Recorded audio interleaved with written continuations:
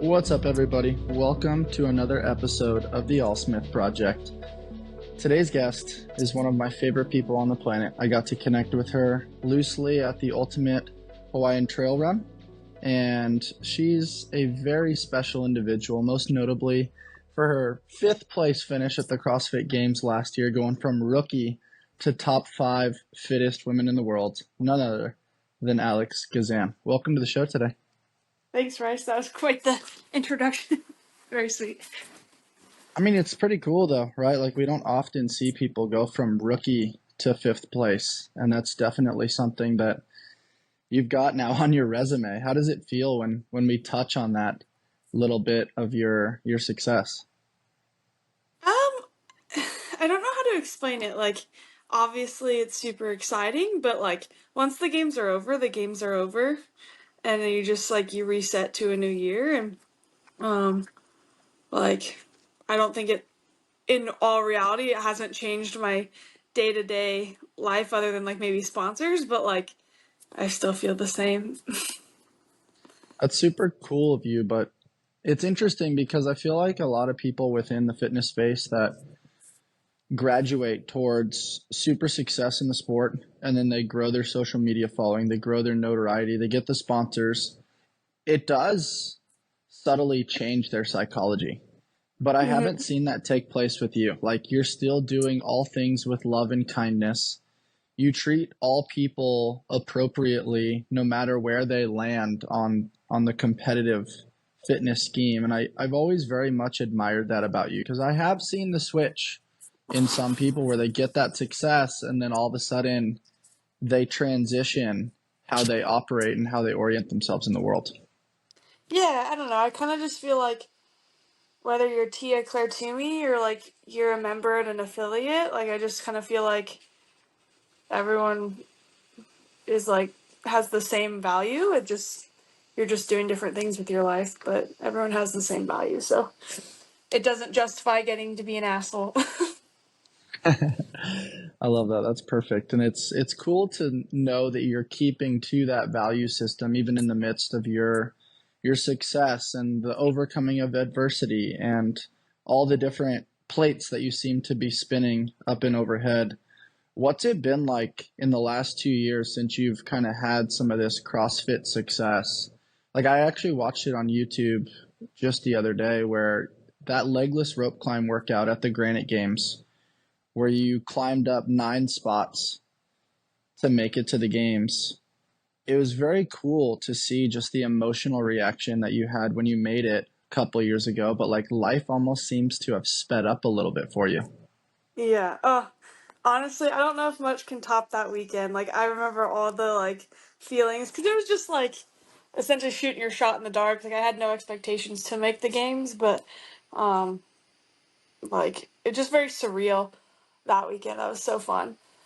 Um and I just lost what was the main question? It's just so cool to see the success that's happened in the last 2 years. Like from now looking back, it almost seems like a blink of an eye from my perspective. Like rookie Yeah. year at the games and then a top 5 finish. But you had this whole journey before that of like trying to make the games, maybe not being in the limelight per se, and now you're one of the best to do it out there. Thank you. Yeah, I feel like it's happened really fast. I feel like I mean, I don't think it's coincidence. I feel like God just like a lot of things aligned, like moving to Vegas and getting to work with Justin and Underdogs and I just feel like I really got lucky with such a great support system and yeah, it just kind of all fell into place. When you mentioned working with underdogs, what would you say is the biggest difference since you've been there for the last couple of years? Is it a training secret? Is it environment? Is it mindset? Like, what would you say is the biggest difference for you? So before I worked with Underdogs and those guys, I just followed like a template program, forged by Zeus, and I cherry picked the fuck out of it. like like I didn't understand like the point of a monostructural session in the morning. I didn't know. Like, I didn't understand like the encompass of training and what all the different parts of it were supposed to be. And a lot of times the monostructural sessions were like 1 minute arms only echo bike, 1 minute, 22 strokes per minute row. And I would literally look at it and be like, I'm good. Like, that looks like a waste of my time. And then, so working with underdog, or I started hopping in with underdogs, and I'd say the first biggest piece was really just like Carrie and Bethany and Danielle, and just like seeing how high a ceiling could be. Mm, Um, like when you think you're doing good and then they beat you by like 3 minutes, you're like, okay, like there's so much more that you can do.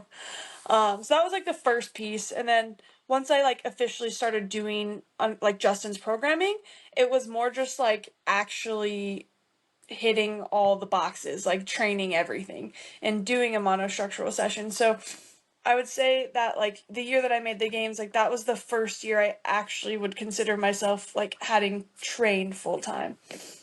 yeah. It's cool to know with maturity that you came to realize that the details matter.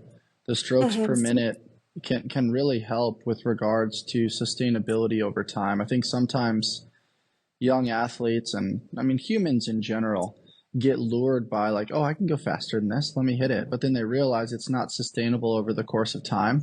And then there's Mm-hmm. tremendous drop off, which then negatively impacts the whole workout. And it's been cool to observe the meticulousness of a lot of how you've operated the last few years to kind of, as Justin Medeiros would say, die for points or get every little bit you can out of yourself to make sure that you're being consistent and staying atop the leaderboard.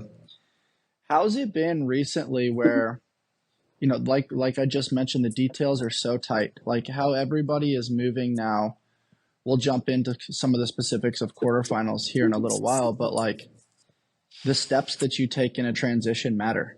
When you come down from a burpee box jump, like if you're taking some of those little shuffle steps, they matter. That extra chalk matters now. Like, is that something that lands on your radar a little bit as far as transitions and trying to be as efficient as possible from different orientations of a workout? Move fast and break shit.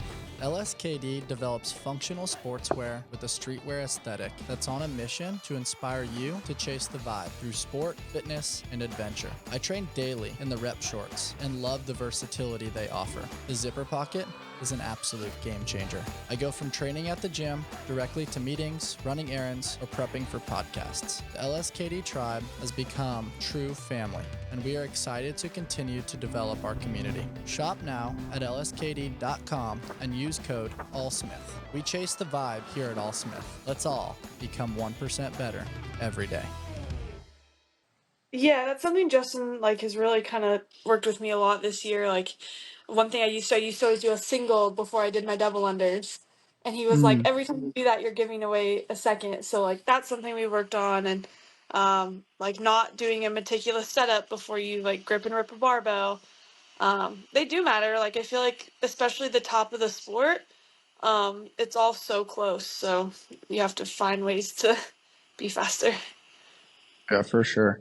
Are you somebody that keeps chalk like in your sports bra, or do you kind of like keep it in a pocket, or like what's your secret for chalk in transitions?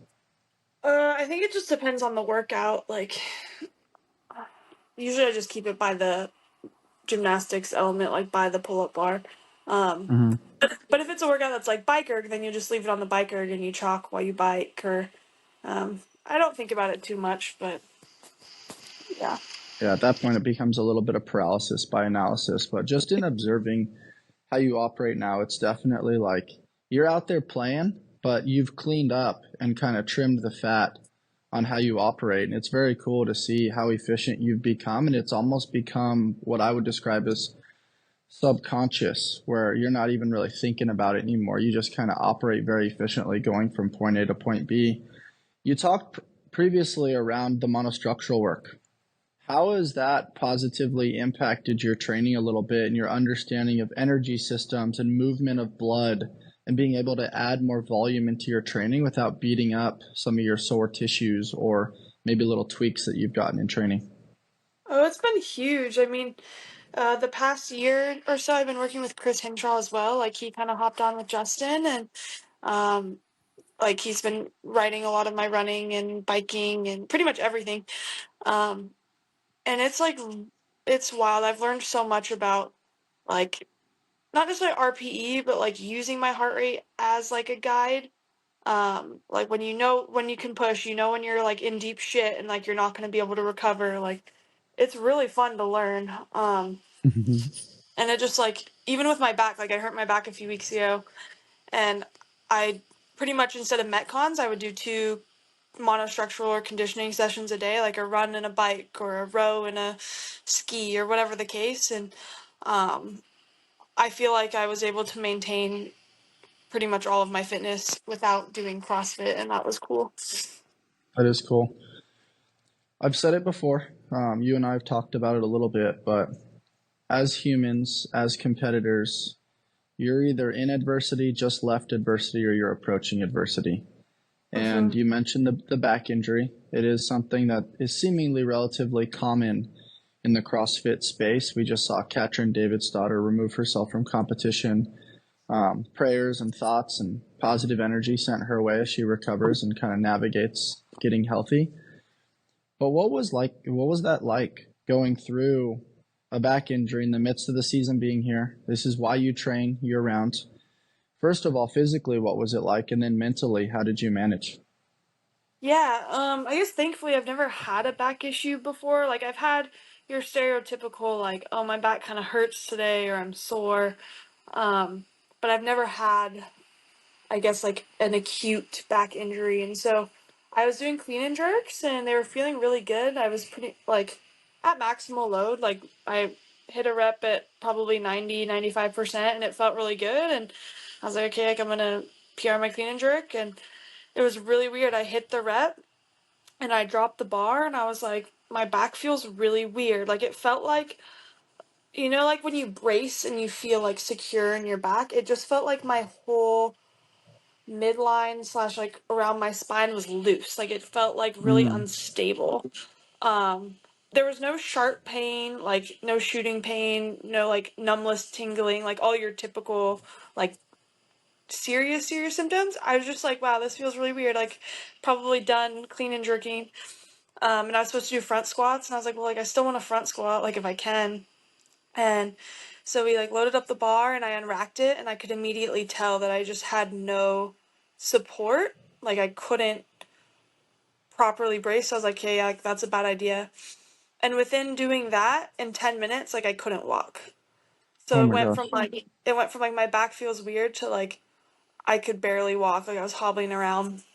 Um, Thankfully, like I had a couple bodywork angels on standby, and they were able to work on me right away. And I don't know for sure, but I feel like that really helped like keep it from getting extra worse.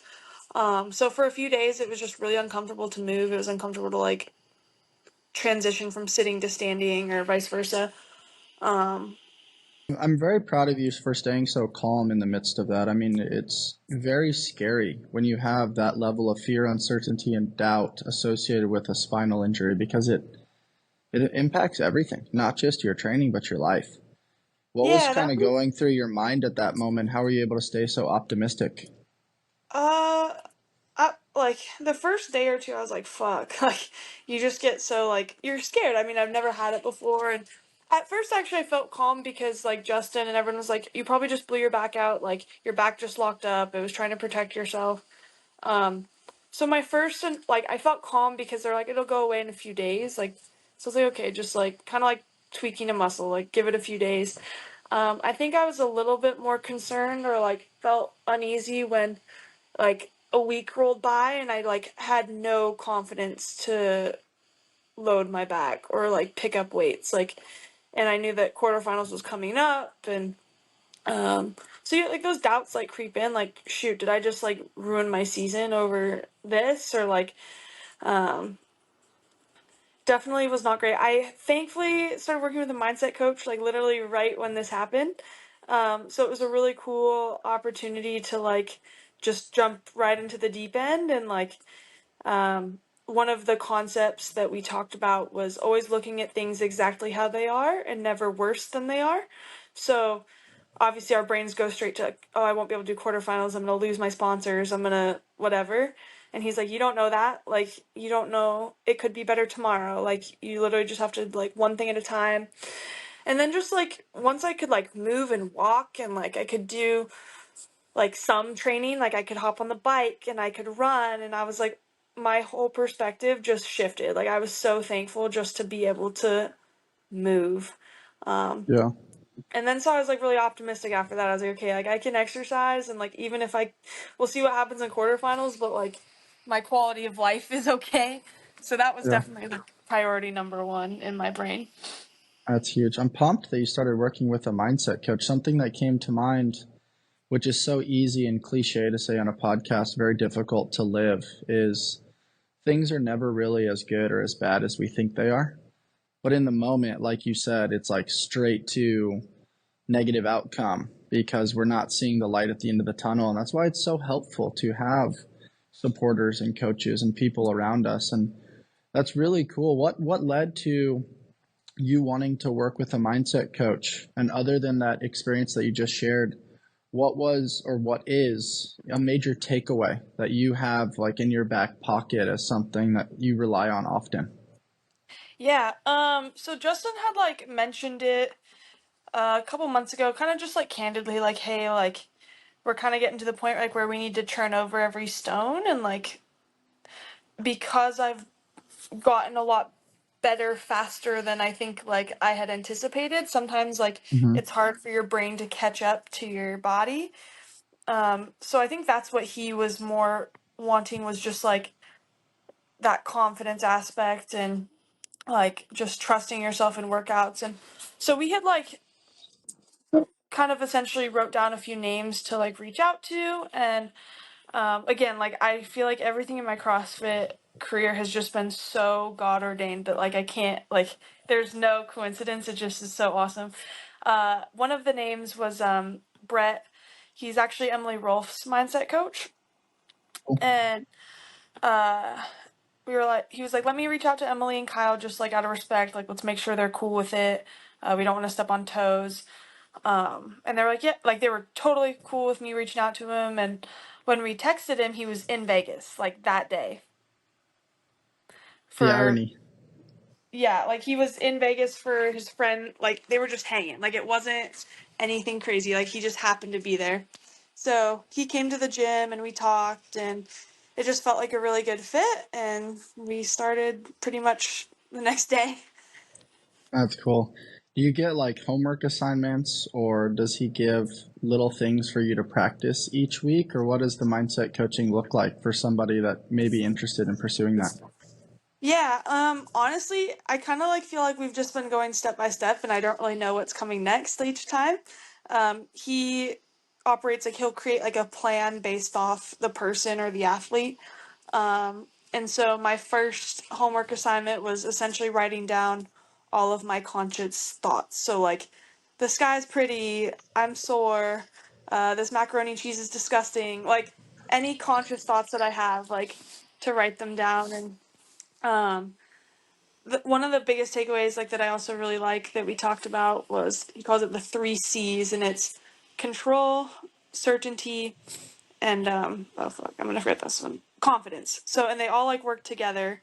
They don't have to be in any set order, but like the more you do something, the more confident you are, the more certain you can do it, the more control you have over your brain. Like essentially they apply to everything interchangeably. But it's been really cool. So that's kind of been my main homework assignment right now. He calls me pretty much, he's super hands-on, so he calls me all the time. um if there's like a specific thing like what we need to talk through, then we just talk. um but yeah, he's actually going to come down in a few days, so I'm super excited for that, like I in-person like time. that. The 3 C's: control, certainty, and confidence. And Yeah. using those in varying orders to kind of Yeah. develop a sense of control and understanding. That's a very special one. There's something that comes to mind. I think I read it earlier this week, and it's the deepest connections are rooted in vulnerability, where masks come off and souls meet one another. And when I think about that, like I observe your connections with training partners like Allison Scuds, with your coach Justin, with how you interacted with people at the Ultimate Hawaiian Trail Run. You definitely are very into fostering the relationships with your training partners, with your tribe, with the people around you. And on your Instagram, you talk about operating within love. Where does this ideology kind of come from, and how are you willing to be so open and vulnerable with people that potentially are competitors, that potentially could be judging you in some way, but yet you are just so unapologetically yourself, and it's fucking rad. The Trident family taught me something really important this last year, that we are all a bundle of stories, both good, bad, and everything in between. All of their cold brews remind their customers that they are part of something bigger than themselves. I start my day with the Sweet Cream Cold Brew as I am prepping my mind and body for fitness, service, coaching, and podcasting. With various locations in San Diego, they offer over 14 nitro cold brews and a variety of specialty drinks. You can find the perfect brew and pair it with one of their treats from the Keto Bakery. You can check them out over at tridentcoffee.com and use code ALLSMITH to take your coffee experience to the next level. Thank you. Honestly, a lot of it comes from my faith. Like, I really do believe, like, love is the answer to everything. It makes life a whole lot better. And kind of like what we were talking about earlier, like, no one is better than the next person. And I think that life is so much fuller and sweeter when you get to just walk in love. And you have, like, if you're not vulnerable and you're not yourself, like, those relationships, I would say, aren't authentic then, because they don't know the real you. You're not, like, Mm-hmm. being the real you. So life's just a lot easier that way. I like that. I also really appreciated the questions that you and your husband Jake did together Oh, around. I'm yeah, gonna bastardize them, but I'm gonna label some of them here because it's kind of yeah, yeah, fun. And this doesn't actually just have to be with like an intimate partner. It could be with honestly a friend or a coach or something like that too. But totally. who apologizes first? Who's the Yep. funnier one? Who said I love you first? Who's more romantic? Who's more patient? Who's the better cook?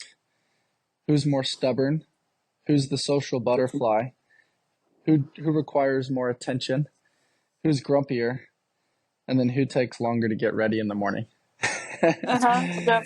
Some of those had me cracking up. Just if somebody does that side by side and just seeing which cup fills up first, it was quite comedic to observe. Oh, I love it. I actually saw that was on TikTok for a while, and then Okay, I saw Annie did it on Instagram, and I was like, "Oh, this is such a good idea, so funny." that's funny. And I feel like Yeah, it I gives heard you it. like good insight too to like other people when you see people answer those questions. Like, you get kind of like a real genuine response because there's no time to like think about it. Oh, absolutely. You got to do it like in the moment for sure. Um, Mm-hmm. where does the side of you that lacks patience come from? I saw that you gave that one Oh, to Jake. Is it that you want results faster? Like where does that come from, and how do you manage that a little bit?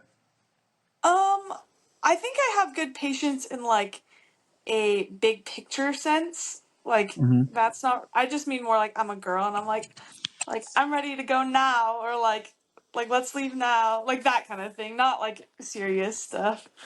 How's your Um. girl math? Uh.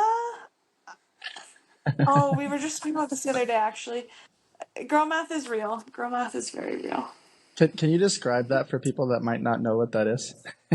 Yeah. So girl math became like this like ideology or like trend in which girls justify whether it's like spending money on things or maybe a different system. So, like, an example of girl math is if you go to the store and you pay with cash, it's free because you paid with cash. Another example would be like if something's on sale and you had a coupon, it's free. Um, there was a good example the other day that I really resonated with. I Um, like the one that you just said though, like the psychological perception that because you had a discount code or because you had a coupon, that it almost feels like you won and it gives you that yeah. quick dopamine hit. And it's like, no, you still spent money. You still like are not operating like in the plus. You're still in the negative. But Yeah, for some reason, from a marketing perspective, it definitely hits the brain different.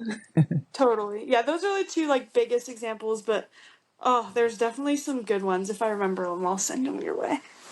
Yeah, definitely want to check that out.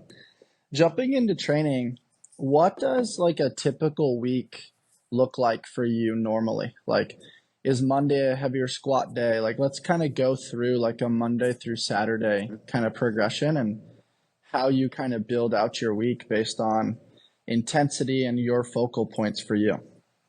Yeah.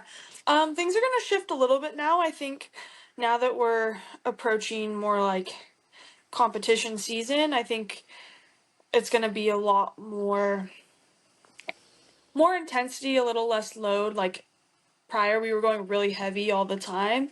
But I think now instead of just going heavy, it's gonna be more like EMOM style, less rest, more reps, like a little bit more competition esque. But the cycle leading up to quarters, like day one was always like heavy back squat, and snatches would be lifting. I would always do like a skill, so like handstand push ups or ring muscle ups, and then I'd have a monostructural session that morning, a metcon, and accessory.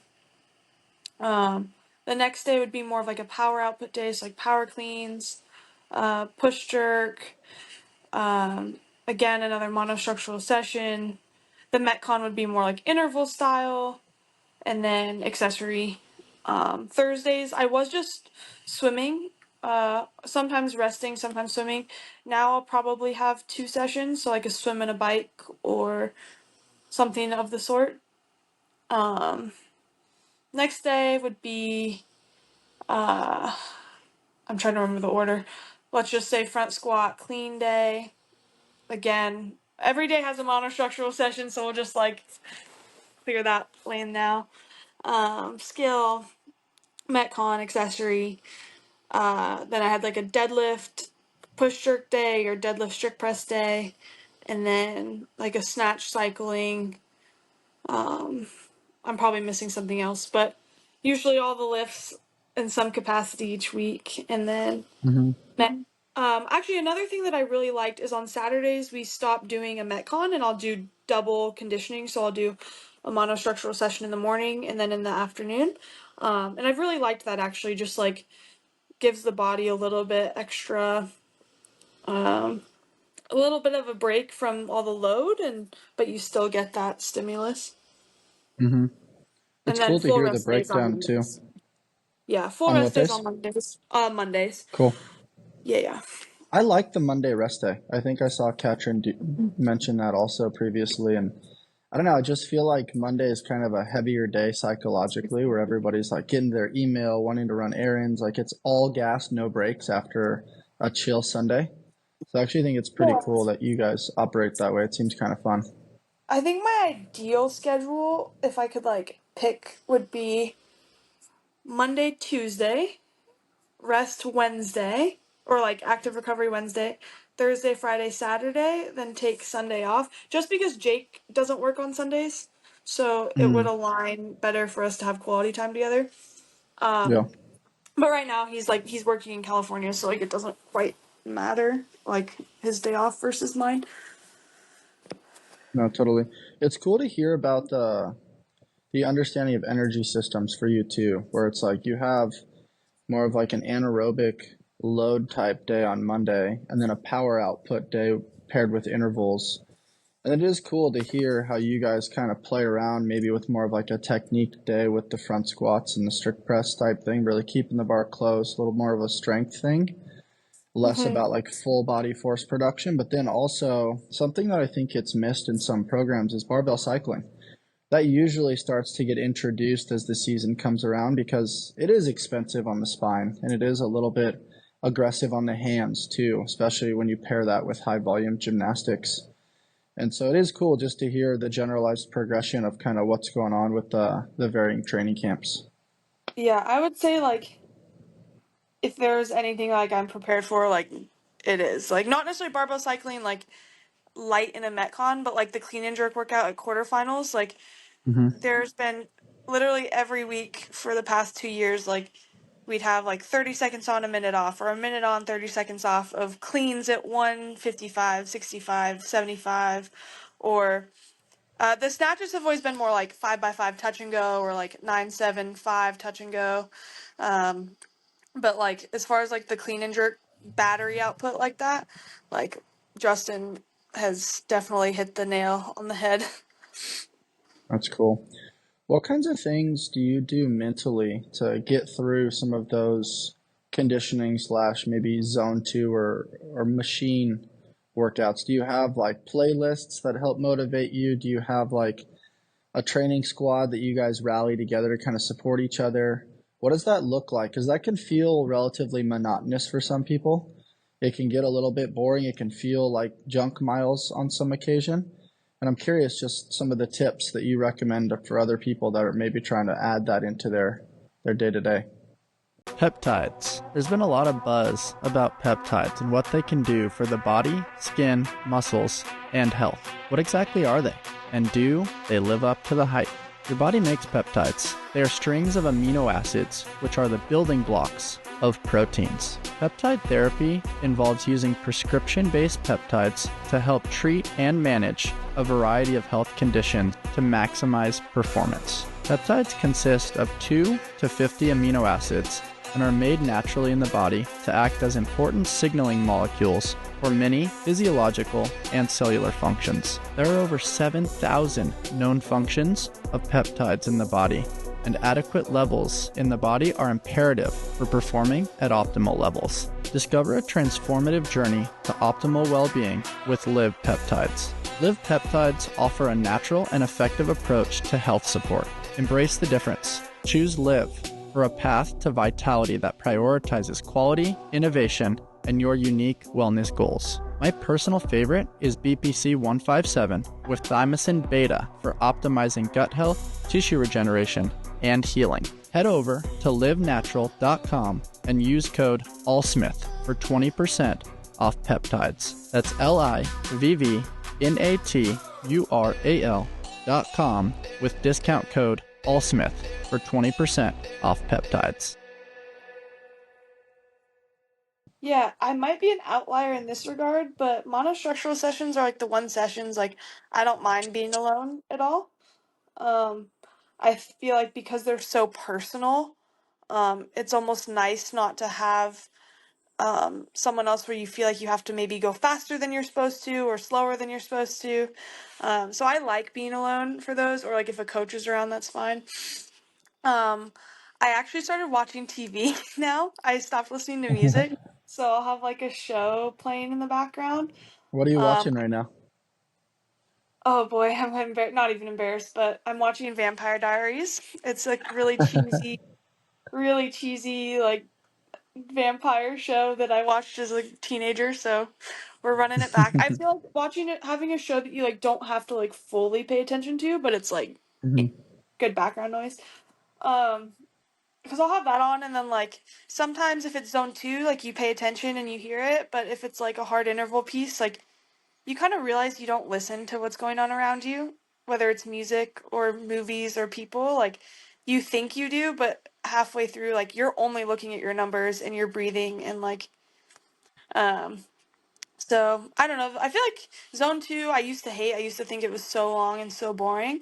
Um, but now like working with Chris, like we do really specific like pace and heart rate. So you're not just like staying within a heart rate zone, like you have to hold a pace within that heart rate zone. And if anything falls off, then you make adjustments like based off which one is changing. Um, and so I feel like you're really mentally engaged. Like you're not just like pitter pattering on the bike. Like you're Yeah. really focused, and it goes by pretty fast now. As far as hard sessions go, you just go. I don't know. I've definitely had my fair share of like cry mornings, like shit, this is hard. But I think now, like I've kind of just given myself permission to fail, and that takes so much more mental load off.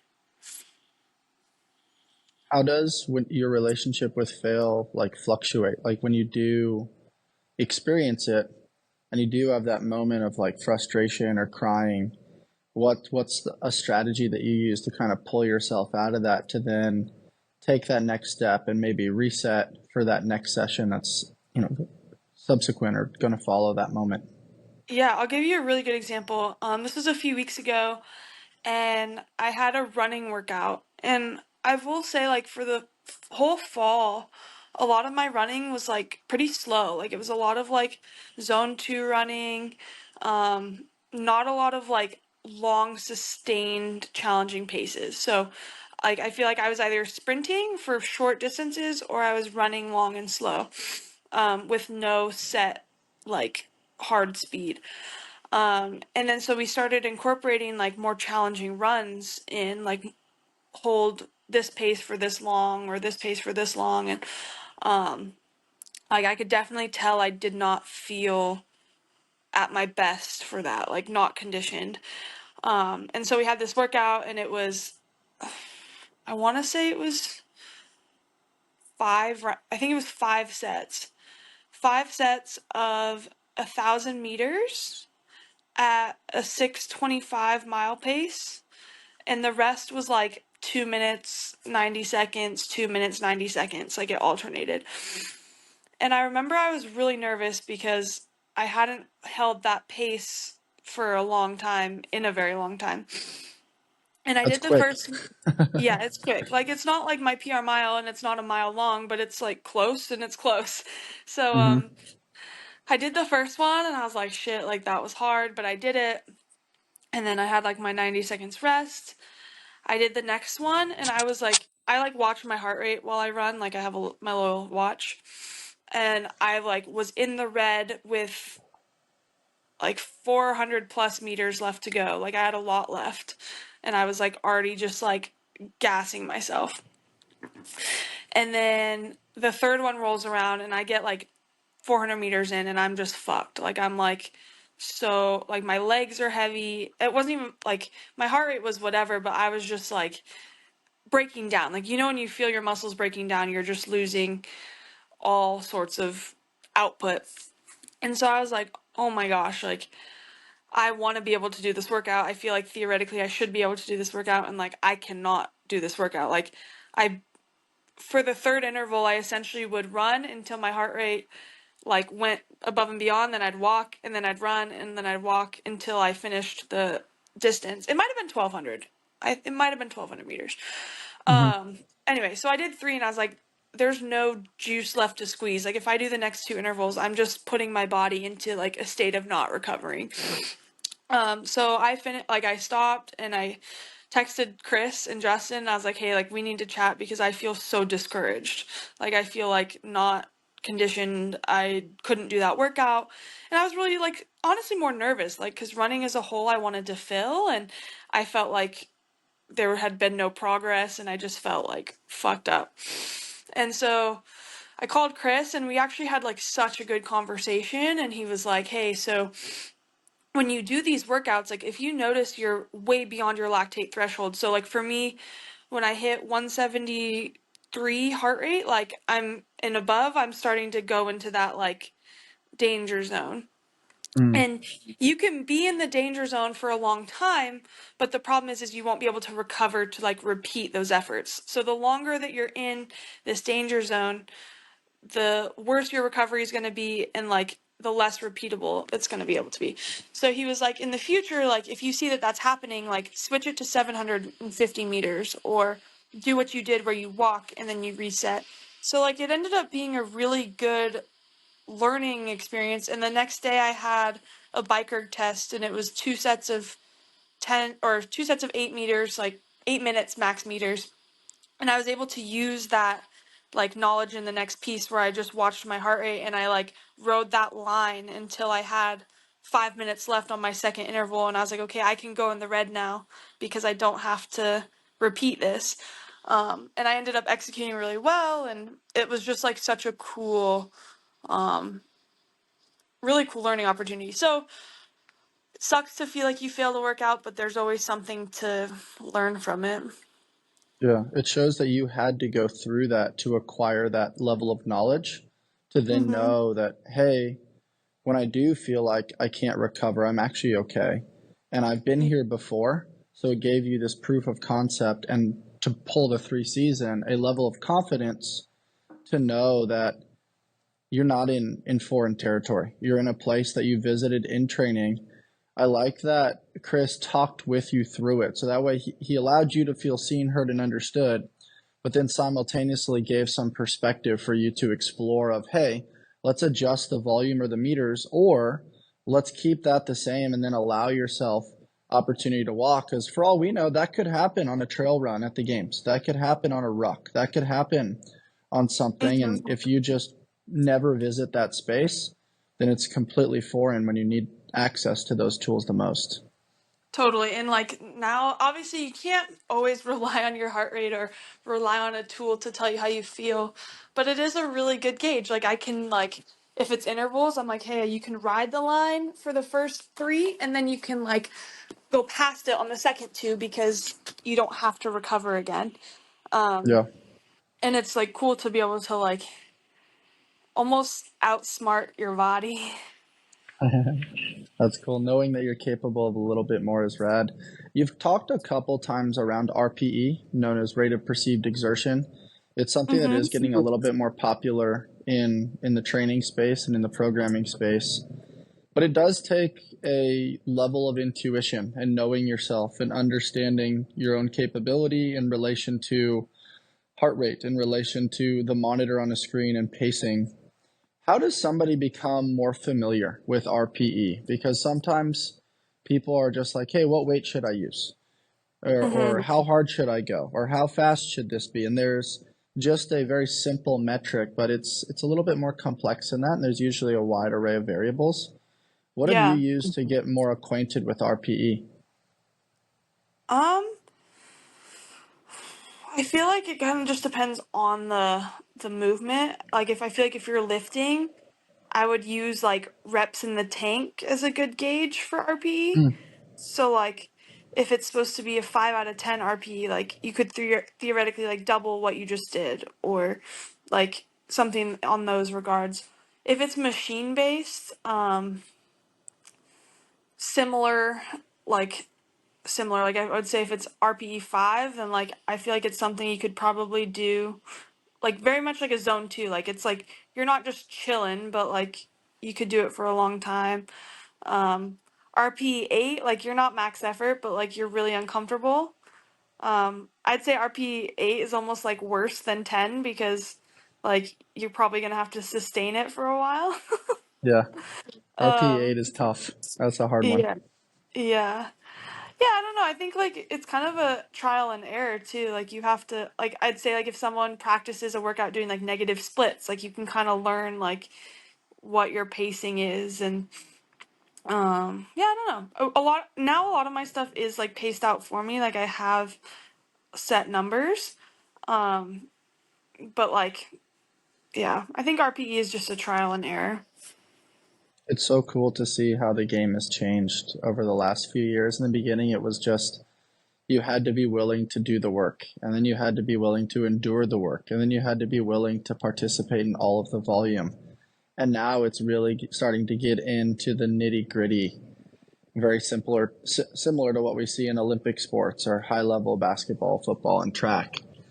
It's cool Mhm. to see. What are your thoughts on all the complexity that's coming in with regards to pullovers, the gymnastics pirouettes, the various things that we're seeing with the jump ropes, the handstand obstacle courses, wall facing handstand push ups? I'm sure we're potentially going to see new things popping up this year. What are your thoughts on all that? For the most part I love it. I think that like it is cool to challenge your body in new ways, challenge like your mind, like you have to be able to body to mind connection, figure things out. Um Mm-hmm. and I would say like I love it as long as it's not like an unrealistic advantage to somebody else. So like if they were like, "Hey, you have to do a backflip on the competition floor," like that would reach a point where like maybe someone just genuinely doesn't have like the flexibility or like the ability to do it, you know?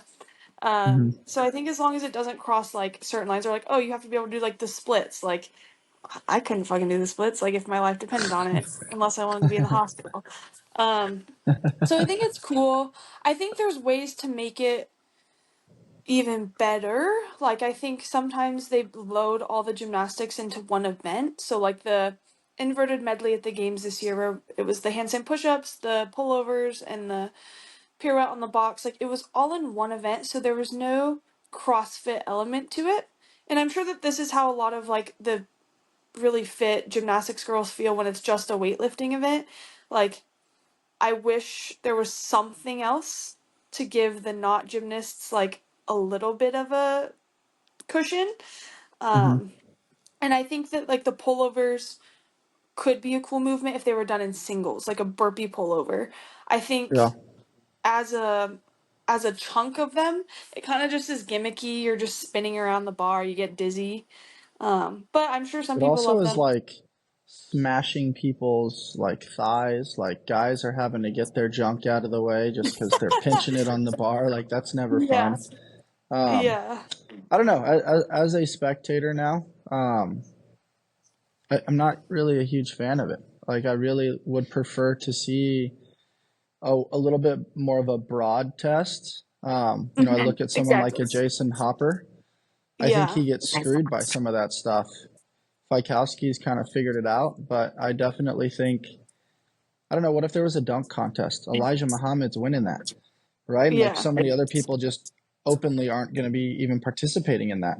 And so I do yeah. think it is a little bit gymnastics biased, but that kind of makes sense. That's Boz's background. You got to kind of know the history of the programmer in the sport. I do like the one shift I really do like is the transition from a lot of kipping to more strict gymnastics. I think Yeah, that's a really cool test, and I think that, for example, like kipping handstand push-ups, I find them kind of just annoying and a little bit painful, and yeah, um, just smashing the like cervical spine over again. yeah, like you get rewarded for carelessness, kind of. Hmm. Whereas like a strict handstand push-up or a wall-facing handstand push-up, like that is more of a test, I would say, of like shoulder strength and calisthenics, where kipping isn't. So I do really appreciate that direction. Um, I love like obviously I love the legless rope climbs. That's super cliche of me to say, but I Hmm. like all that stuff. Free is the way to be.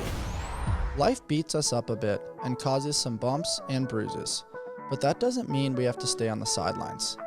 This is why we've partnered with Kinnean Labs. Get back to doing what you love with this incredible portable device designed to get you back in the game. Kinnean is on a mission to move people from pain to possible with their top-rated red light therapy and laser solution, which tackles inflammation along with muscle and joint pain quickly and effectively. What I love is that it's portable and rechargeable, making it easy to actually incorporate into my everyday life consistently. It's small and lightweight, so you can throw it in your gym bag or work bag, or even an overnighter. Kinnean's lasers and LED combo make this cutting-edge device extremely versatile for use with general aches and pains, as well as chronic back pain, arthritis, post-surgery recovery, endometriosis, and more. This has been an amazing tool keeping my elbows and knees pain-free for pressing, pulling, and squatting in the gym. Great tools like the Move Plus give me the freedom and flexibility to continue living life on my terms without limitations. There are a lot of reasons why over 15,000 people are using this device and rating it 4.7 stars and above. Head on over to kinnean.io and use code ALLSMITH at checkout to begin your pain-free journey. We talked about it a little bit last time I had you on the podcast, but something that obviously makes you stand out is just your upper body push and pull. Like you've got a 270 bench press. You're probably one of the best in the game at legless rope climbs. I just watched you do a video of strict pull-ups with two kids hanging from your feet, which was fantastic. Thanks, they're the best. It's pretty epic. Like your upper body strength in comparison to the other female athletes out there is like monumentally better. Are there things that you're doing now to kind of help with maintaining that as far as accessory tricep work? Do you focus on it quite a bit, or is it something that kind of you always feel like you can tap into when it's needed? Yeah, honestly, like I bench press more with my back injury than I have all year. Like, just Yeah. we don't do it on a weekly basis. Like, we'll throw out an accessory. Like, I'll have like single arm, 3 sets of 10 single arm dumbbell bench press, or um, pretty much that. Like, that's what my accessory is for bench press. Uh, as far as like pulling, like we do a lot of pulling, like a lot of strict pull ups, rope climbs in metcons. Um, but I don't train my bench press ever. I feel like it's just like honestly sometimes it inhibits me, like it makes me really tight, so then I can't snatch or jerk as well. Um, so we kind of limit that. And I think I just got blessed with good levers for those, so it just doesn't really go away. That's fair. Looking at quarterfinals, you're hit with this back injury. You're doing, like you just talked about, more accessory type sessions, and you have no idea what the events are going to be. Well, let's go through that experience with you. What was it like when the workouts got released, and what was your mindset and your approach for each of the 4 workouts? Oh my gosh, I remember when they got released and I was ecstatic. Like I don't think it could have been a better scenario for my back. And by that I just mean like the thing I was most nervous for was either a really heavy squat clean or a squat because that's how I hurt my back and I was afraid to load that position. I had played around with like some really light like block deadlifts and that was okay. Like that didn't hurt my back. So I wasn't super nervous to pull off the floor. I was mainly just nervous for a heavy squat. And so to see that the squatting was wall balls and the step ups, I was so relieved. And the lifting, like it being a power cleanable weight, yeah, I was so thankful. So my first reaction was just relieved. Wow. How did you like the 150 wall balls and 150 burpee box jump step downs? I think I was like seeing other people do it and talk about it. Like everyone was like, "Oh my gosh, that was the worst thing I've ever done." Like I don't want to do that again. Like just so much negative energy around the workout. So I kind of like got a little nervous and I was like, like I don't want to do this. But I actually found it like kind of nice. Like you just like I told Justin before the workout, I was like, "Hey, like from you, like I don't need you to yell at me in this one. Like I just want to be in my own world and I just want to like essentially zone out and do my thing." And he was so stressed, Bryce. Like, I kid you not, he was like, "What does that mean? Like, you're not gonna try?" And I was like, "No." I was like, no. Like, I just like, I'm gonna try. I don't want to think. Like, I don't want to look at the clock. I don't want to have an expectation. Like, I just want to trust my fitness and like listen to that. Like, listen to my Yeah, body. And I started the workout, and honestly, after the first round, like I was like, this isn't gonna be what other people told you. Like you're gonna be okay. Like yes, it's gonna be uncomfortable, um, but I feel like with workouts like that, it's a sustained uncomfortable. So your feelings aren't changing. Like your heart rate's not going like this. Like it's like you just are feeling uncomfortable more progressively at like the same rate. Whereas hmm, like the interval workout, your heart rate's going up, it's going down. Each movement like affects your body differently. So you're like your brain's trying to process all that's happening. And I just zoned out and I liked the workout. Like I was uncomfortable, don't get me wrong, but I liked it. I loved seeing you clear the box on the last rep. That was so cool. Thanks. Finishing Did with you a do nice it? little bang there. I did it with Danny and Sam, and it was good. It was awesome. Like you said, like you just have to find a little bit of a sustainable pace and just try to keep on chipping away. Both of Yeah, those movements are nice to my 6'4" frame, so I'll take them. yeah, I think that's one of those workouts where you self-sabotage by thinking about anything other than the rep that you're on. Like Yeah, if you think about like, oh, I still have 50 wall balls to go, or I still have another 50 burpees after this, like you start to slow down and self-sabotage. Where like I literally my brain was step, step, jump, step, splat. step, step, jump, step, splat. Like that's like I I love just kept telling Splat. myself Splat's that. so good. Yeah. I like playing math games. The number 50, I like 13, 12, 13, 12. So that was the game I kind of played on wall balls. It's fun to Okay. Yep. kind of narrow your focus a little bit in that regard. Let's jump into what we saw Talking Elite Fitness describe as the judging carnage associated with quarterfinals. What is something you did as a child that you no longer do as an adult? For many, that answer is play. RX Smart Gear allows for your daily workouts to turn into play and exploration. In my training, the Frevo rope gives me access to a versatile rope that I can take with me wherever I go. On the road, at the beach, to the park, or playing at home, RX Smart Gear jump ropes fit my needs. We at Allsmith trust RX Smart Gear. Their gear is always reliable and gives me peace of mind that I will have top-notch equipment to support my health and fitness journey. Hop on over to RX Smart Gear and use the discount code ALLSMITH to shop their latest cutting-edge gear.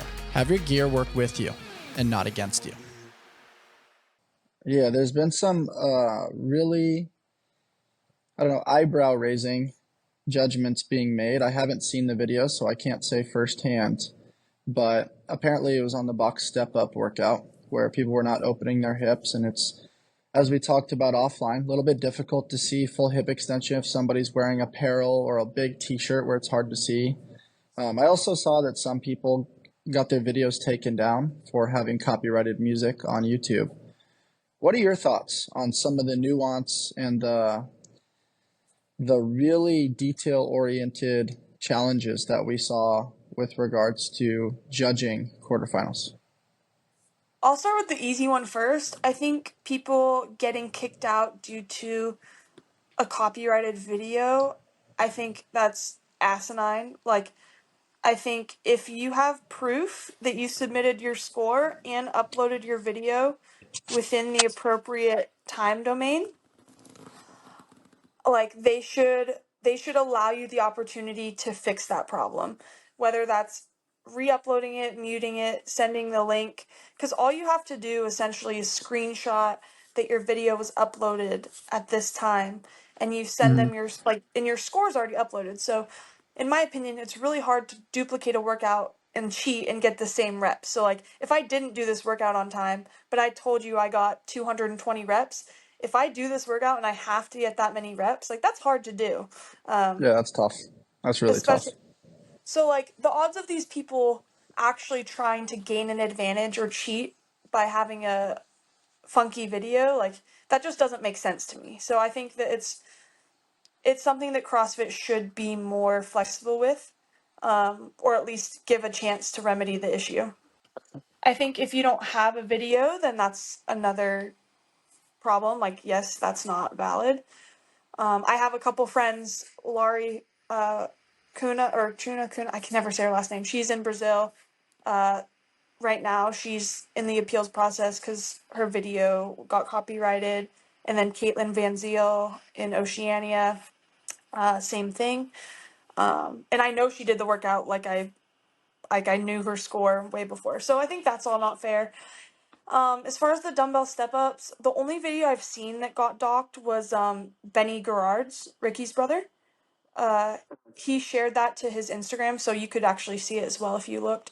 And it was the same thing that we talked about with the shirts. Like his reps, if I was in the gym, I wouldn't have even looked twice at his reps. They look fine.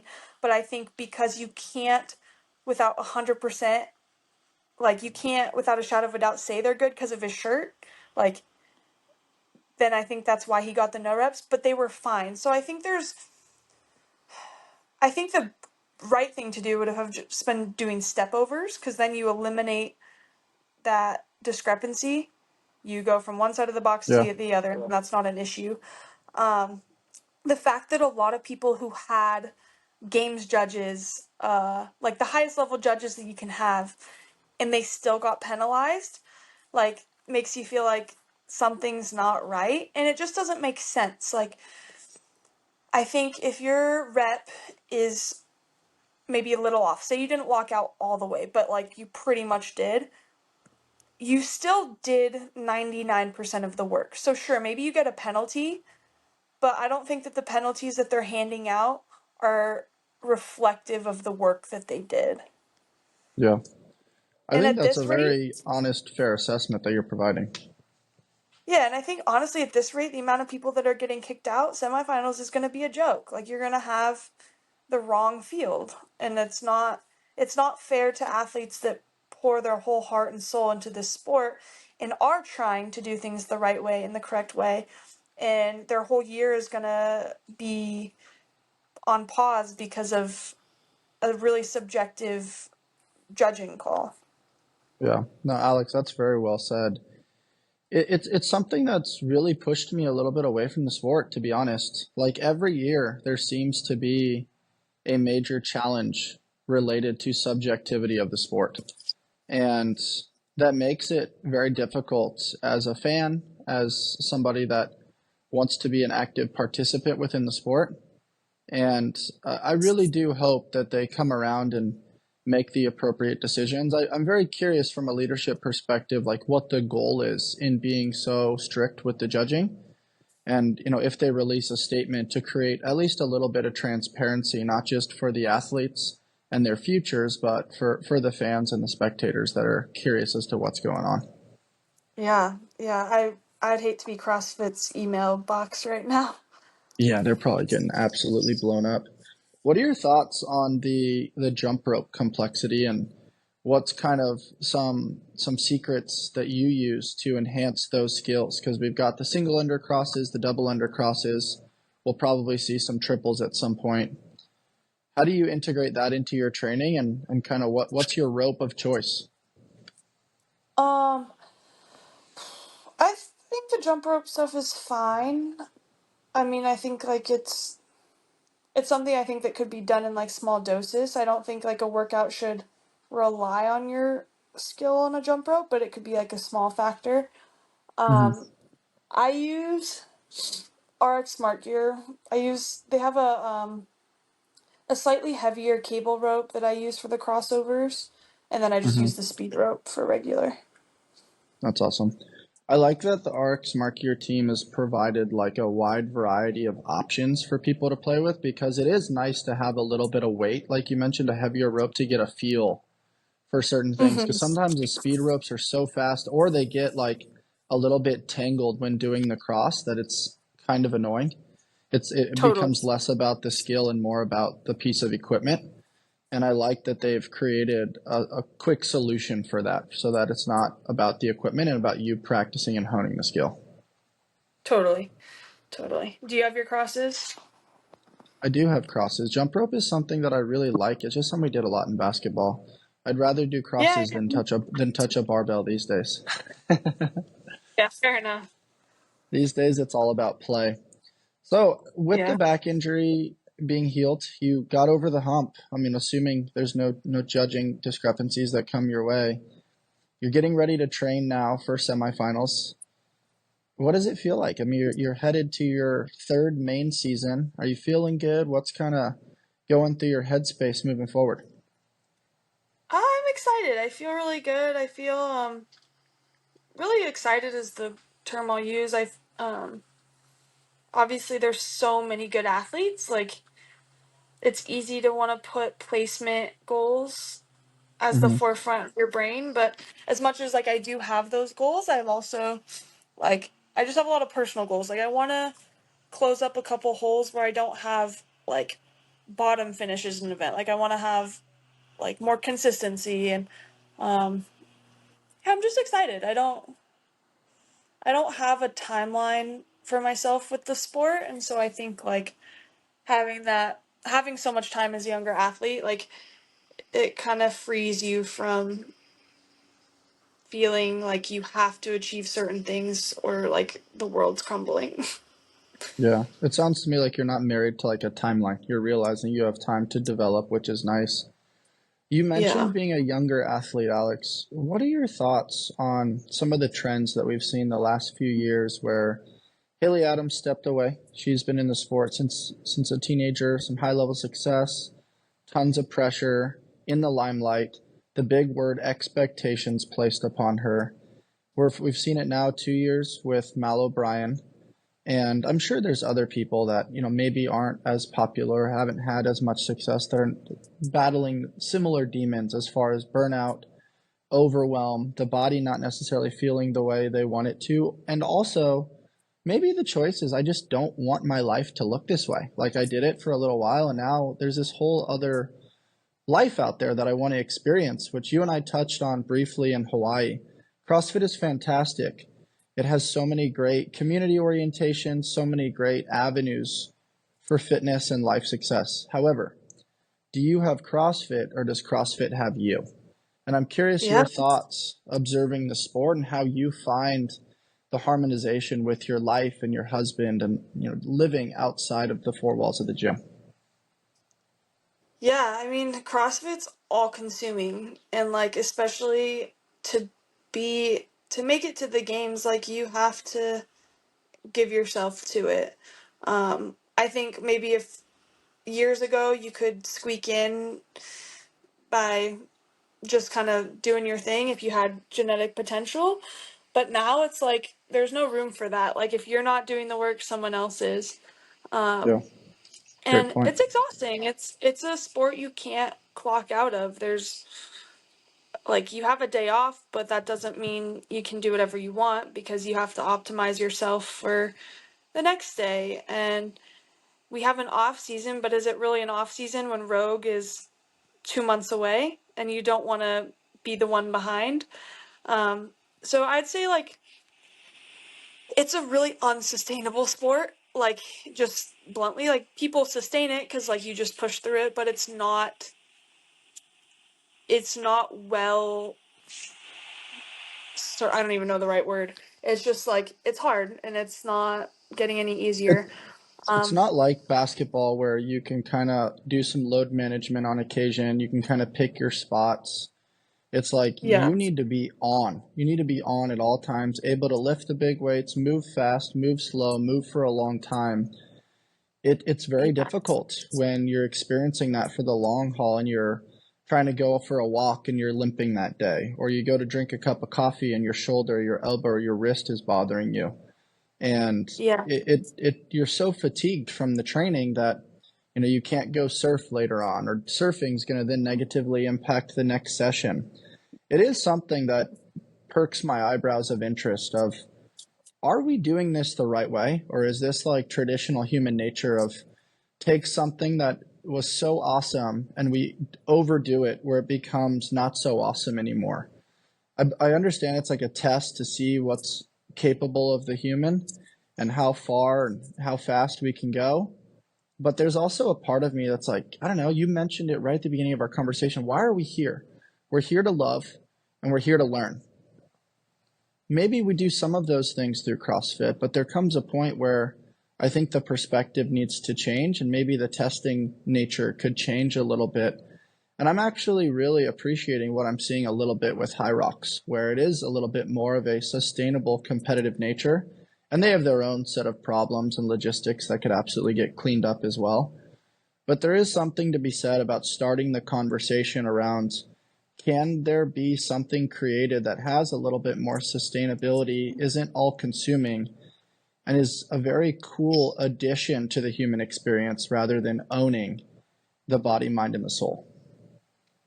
for sure, for sure. And I think that's why a lot of teenagers or like younger athletes are having that burnout because I mean, thankfully, like, I wasn't all invested in CrossFit until after high school, but um, if you did start young and you were fully invested, then you missed out on so much life experiences at a young age. Like maybe you didn't go hang out with your friends very much, you didn't play school sports growing up, and I think like that starts to add up. Because even now, I think about that sometimes, like oh, like I want to be able to like go on this date night, or I want to be able to go hiking and not think about it.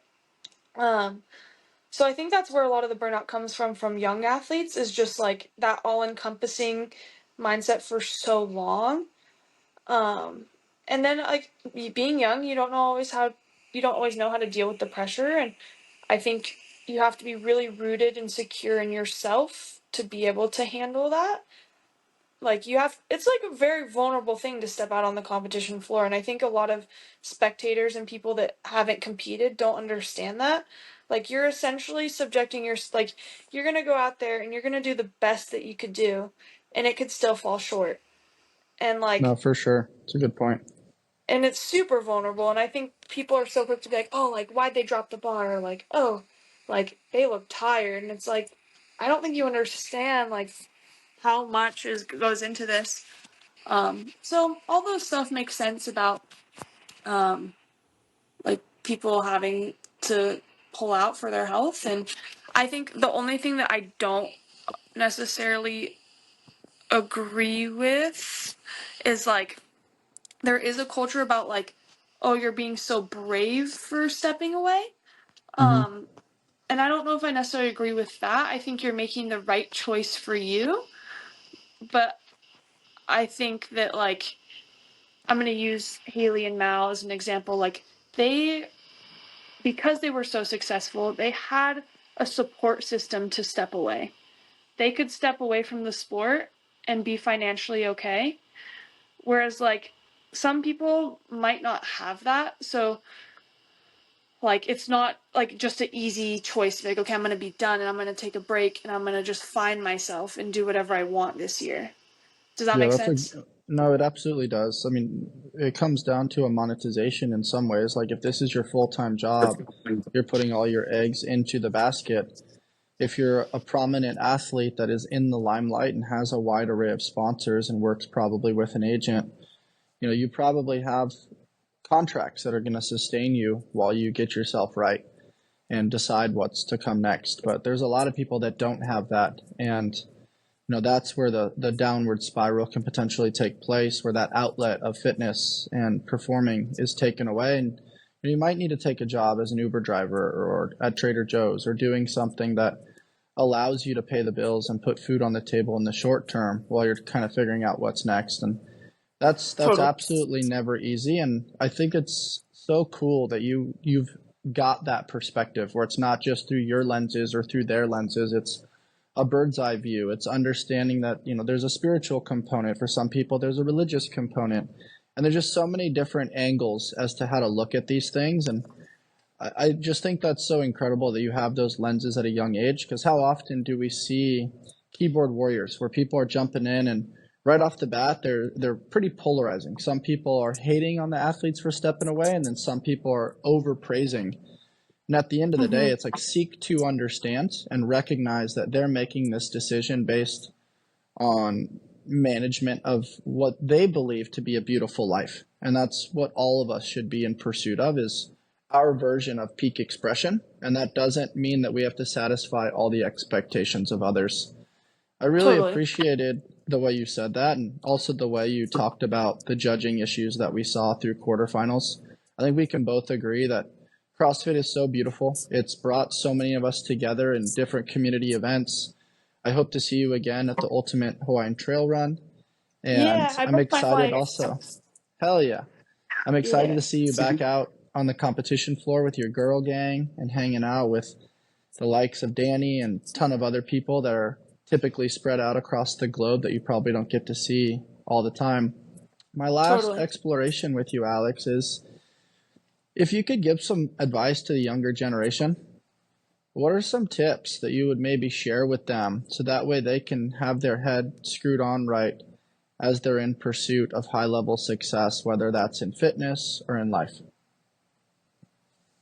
Yeah, I think, like, I don't know, I feel like looking back, being young is the time to, like, yes, be smart and you can work towards those big goals, but also, like, try everything. Like, do the sports, do all the sports, do your school. Like, give yourself an array of options so when you actually do know what you want to do, you feel ready to, like, pursue it. I think not just in CrossFit, but in so many other modalities, you see kids burn out. Whether it's, I did gymnastics from the time I was 3 till I was 21 and I'm quitting, or I've been, like, studying to be a doctor since I was 8 years old, and I did 5 math classes my freshman year of high school, and I'm just done. Like, I think, like, having a better balance, like, sets you up for success in the future. And then if I could tell myself anything in the past, it would just be not to care so much what other people think. Like, it's hard, Mm-hmm. it's so much easier said than done. And I feel like I remember my mom or my dad or whoever saying that to me in high school. But like, for whatever reason, our teenage brains like cannot comprehend that life beyond high school is so different. Um, I don't know if you relate to that, but I feel like I cared so much about what certain people thought, and I haven't even thought about those people in years. Like, it's wild the places our brain goes as a teenager. No, it's great advice. And I think about it in like an energy vortex. If two people are in the same room, where do I stop and you start?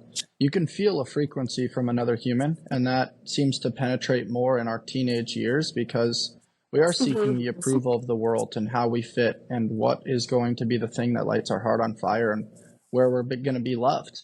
And as you said, do all things with love, do all things with kindness, and doesn't matter if you're the best of the best in whatever craft, like treat people appropriately. And you don't just say it, you live it. And it's very cool to observe, and I very much enjoyed our conversation today. Thanks for joining me. Me too, Bryce. Thank you. I look forward to seeing you out on the competition floor coming up in Yeah, will you about a be month or so at semifinals. Yeah, I'll probably be out there. sick? Well, I look forward to seeing you. You're the best. Guys, if you enjoyed my conversation with Alex Gazan, please rate, review, subscribe, and share with your friends. And as always, stay on the hunt for who you've not yet become. Till next time.